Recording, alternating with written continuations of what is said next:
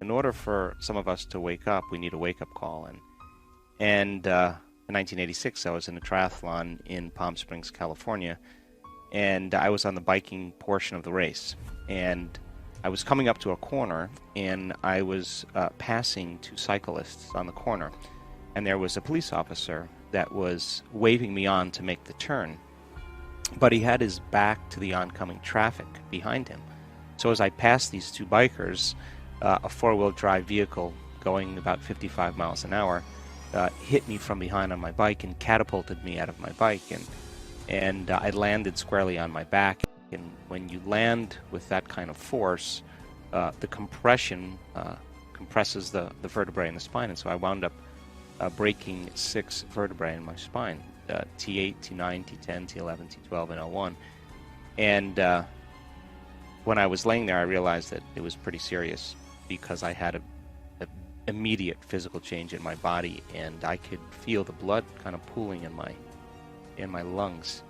And so the neural arch of the 8th thoracic vertebrae was broken like a pretzel, and the volume of each vertebrae when it compresses goes somewhere, and it went back onto my spinal cord. So I had multiple compression fractures of my thoracic spine and upper lumbar spine.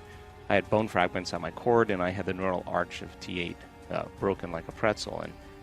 And the typical treatment for this, after 4 opinions from 4 of the leading surgeons in Southern California, was this surgery called Harrington rod surgery. And they basically cut off the back parts of your vertebrae, and in my case it would be from the base of my neck to the base of my spine.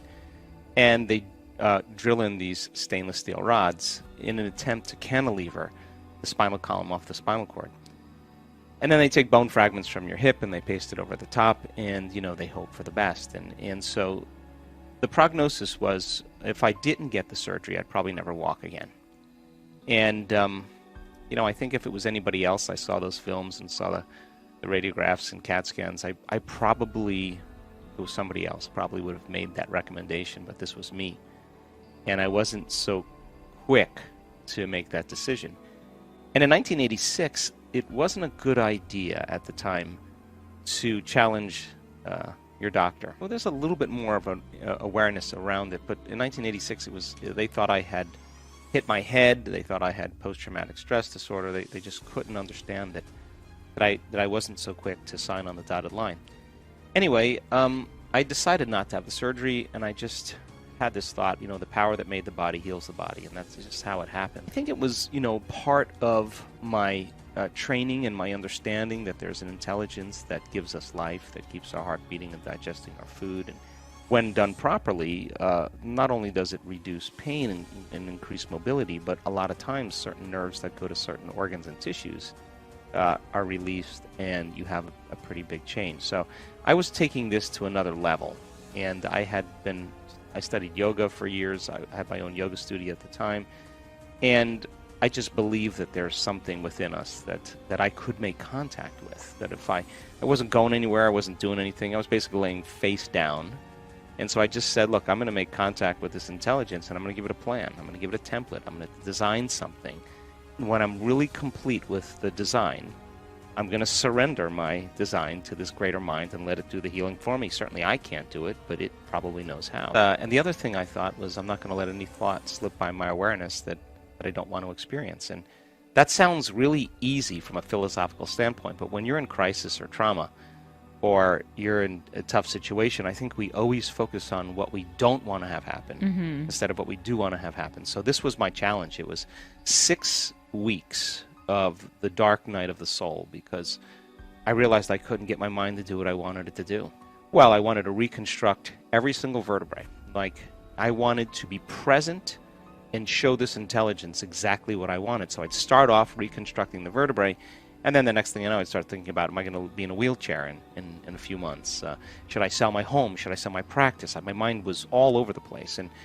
And the hormones of stress actually do this to us, because when we're under the gun of the fight or flight nervous system, or the hormones of stress, out of the infinite potentials that we could put our attention on, we always select the worst case scenario, because living in stress is living in survival. So in survival, you prepare for the worst, because if you prepare for the worst and something less happens, you have a better chance of surviving. So 6 or 7 weeks, it would take me hours. Like when I say hours, because every time I would lose my attention, I'd start all over again. I'd say, that's not a complete picture. And what I didn't know that I was doing at the time, Maria, was that I was increasing my ability to be present and increasing my ability to stay focused. And I was firing and wiring a whole new set of neurons in the brain and creating a whole new level of mind. Anyway, at 6 weeks, somewhere between 6 and 7 weeks, it was like I hit a tennis ball right in the sweet spot, like I hit a golf ball just right. Something clicked in that moment. And from that point on, 2 things happened. It got a lot easier to do. What took me 2 or 3 hours to do, I was able to do in 45 minutes because I had installed the hardware. That's where my attention, my mind was. And secondly, you get to this point where it gets easy, and I started noticing my body. I started feeling back. My pain levels went down. I started to correlate what I was doing inside of me and the effects it was producing outside of me. And the moment that happened, I didn't dread doing it any longer. I was looking forward to it. And in 10.5 weeks, I was back on my feet. And they wanted to cast me for this full body cast, and they casted me for it. I wore it like maybe 10 minutes and just wasn't. I knew I was healed. The main surgeon from Scripps Hospital in San Diego, he was the Marcus Welby. He was the medical director of the hospital. He was, elderly man, salt and pepper hair, very credible, published. He was the one that gave me the most trouble, not most trouble, challenged me the most, because he kept saying to me, if you were my son, you would be on the operating table right now. Mm-hmm. And I had a great conversation with him. He said, this is not normal. This is, congratulations. I don't know that I would still advise my patients to do this because it's a great risk. But it really opened his mind. Mm-hmm. And I remember we had a pretty good relationship after that, because he respected that there was a strong element that mind was involved, and that I just made a deal with myself. If I was ever able to walk again, I'd spend the rest of my life studying the mind-body connection and mind over matter, and doing that since 1986. I wanted to get beyond my body. I wanted to get beyond my pain, and I don't know. I trusted my intuition, I guess, more than anything else, I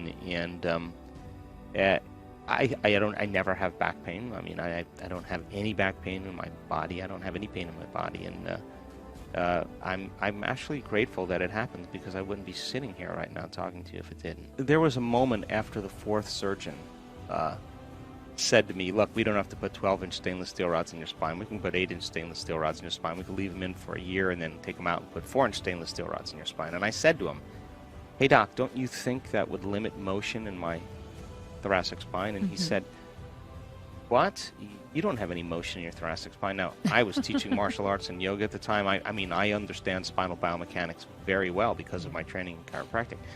And I just looked at him, and he was about 6'3" and probably 75 to 100 pounds overweight. And I just looked at him and I thought, my God, maybe you don't have any motion in your thoracic spine, but I have a hell of a lot more motion than you do. And then that was the moment I realized that my view was more vitalistic than mechanistic. It wasn't parts and broken things and pasting them and putting them back together, that there was an element of life force that I thought could assist in that healing. And to this day, I still believe that. I believe that it's not matter that is emitting a field. I think it's the field that creates matter. So when you change the field, you change matter, and the science behind that is very supportive. So my ability to articulate it, my research that I've done since then, and the studies that I've done in additional education has helped me to be able to put together a formula.